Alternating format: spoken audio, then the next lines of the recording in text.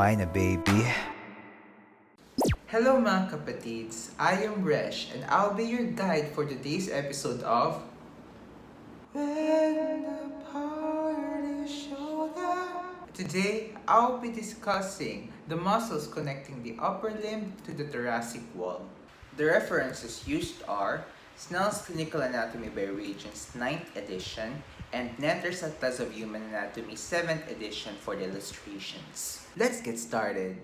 We will first discuss the different bony landmarks of the clavicle, humerus, thoracic wall, and scapula that serves as the sites of origin and insertion of the muscles connecting the upper limb to the thoracic wall. First, the clavicle, also known as the collarbone, is a structure situated at the root of the neck in which it lies horizontally.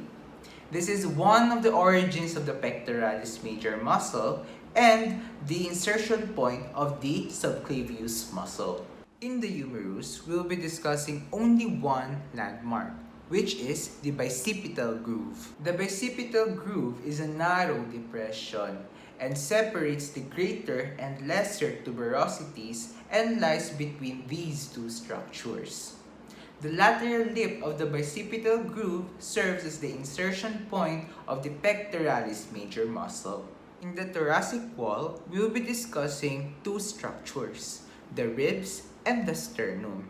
Next, the sternum, also known as the breastbone, is a flat bone located at the midline of the anterior chest wall. This serves as one of the origins of the pectoralis major muscle.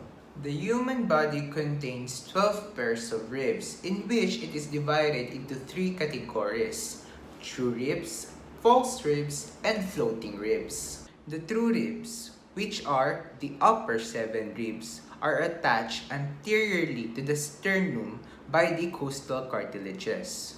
Next, the false ribs, or the 8th to 10th ribs, are attached anteriorly and merges with the 7th rib by the costal cartilages and small synovial joints. The floating ribs are the 11th to 12th ribs and have no anterior attachment.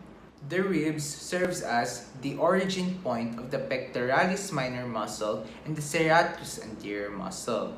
The pectoralis minor muscle originates from the 3rd to 5th ribs, while the serratus anterior muscle originates from the upper 8 ribs. The costal cartilages serves as the connection of these structures.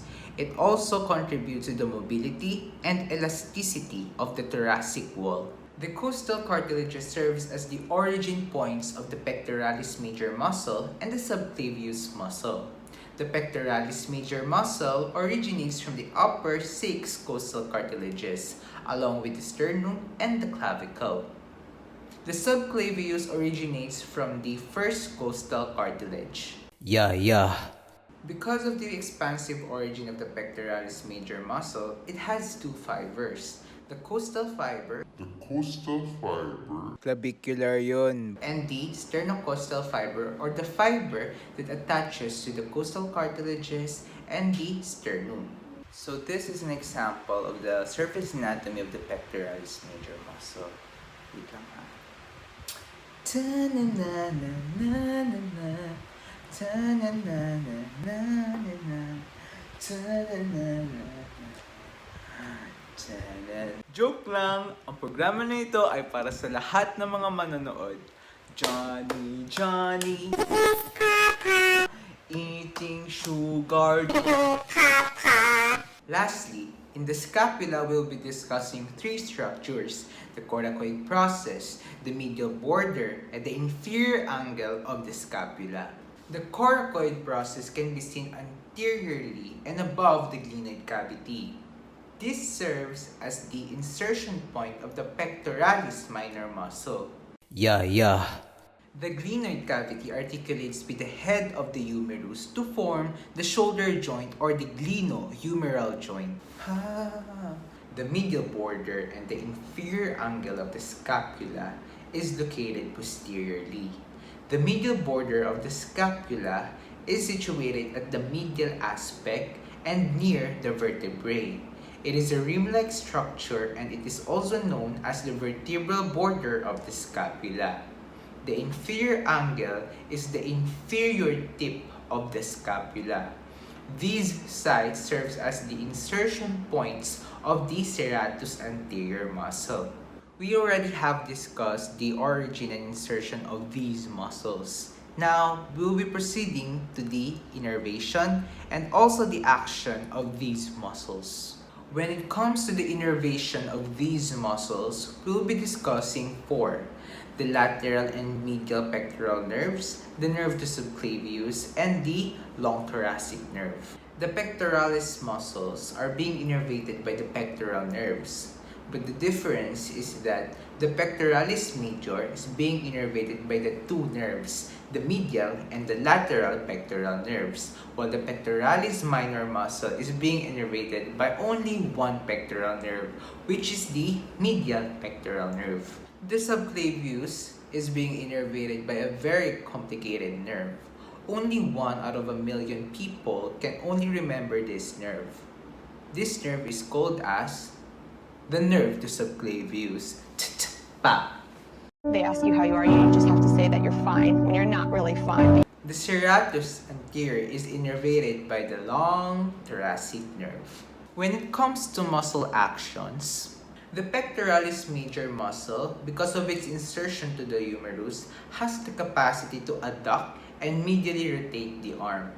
The clavicular fibers has the capacity to flex the arm. It is a large muscle of the chest. The pectoralis minor depresses the point of shoulder. If the scapula is fixed, it can elevate the ribs of origin. This muscle is being covered by the pectoralis major muscle. Pa-major nga! We, pa-major. The subclavius, because of its insertion to the clavicle, depresses the clavicle. The serratus anterior draws the forward anterior towards the thoracic wall. In short, it protracts the scapula. It also has the capacity to rotate the scapula. The serratus anterior is also called as the saw muscle because of its serrated appearance on its insertion. It is also known as the boxer's muscle because this muscle is the primary protractor of the scapula. I love you, Mane! These are the tips to remember. The first tip to remember is to relate the muscle size to the innervation. For example, the pectoralis major is a larger muscle than the pectoralis minor.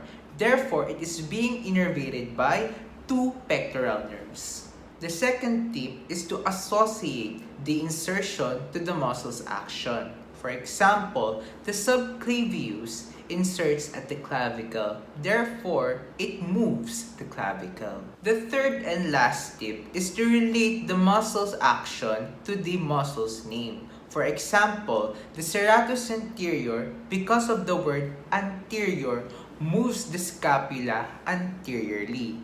Another example is the subclavius, because of the root word sub, in which it means inferior, depresses the clavicle.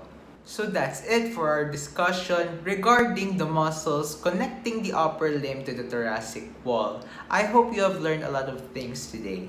Like and share this video and don't forget to support our partners. Tada! Always remember that my name is Resh and we're done for today's sesh. That's all. Thank you! Nako, ayoko na.